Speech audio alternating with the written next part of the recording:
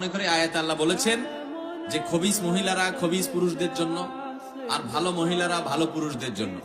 এই জন্য কোন পুরুষ যদি নিজে খারাপ হয়, সে জানে তার চরিত্র ঠিকঠাক না, বহুত আকাম কুকাম করছে জীবনে, তো সে একটা পবিত্র পরিচ্ছন্ন ভালো মেয়ে তার কপালে আসলো, বিয়ে করছে, সে মিলাইতে পারে না, না এই মেয়ে ভালো হইতে পারে না, আমি তো 2 নম্বর মানুষ, অতএব আমার তো কপালে 2 নম্বরটা পড়ার কথা। সে নিজের বইয়ের প্রতি খারাপ ধারণা করে।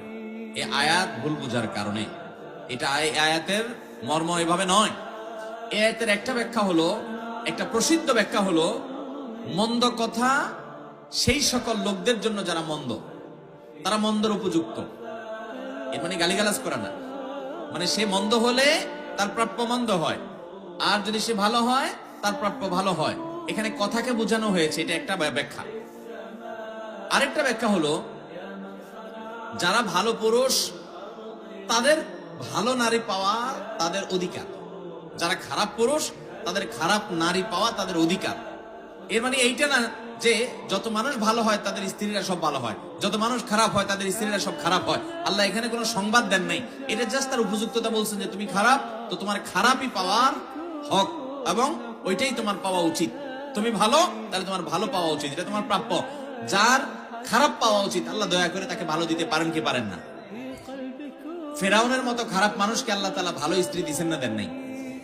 আবার আল্লাহ নবী লূত আলাইহিস সালাম এবং নূহ আলাইহিস সালাম, আল্লাহর 2 জন নবী নেককার বান্দা, তাদের দুজনকে 2 জন স্ত্রী দিয়েছেন যে স্ত্রীরা তাদের প্রতি ঈমান আনেন নাই।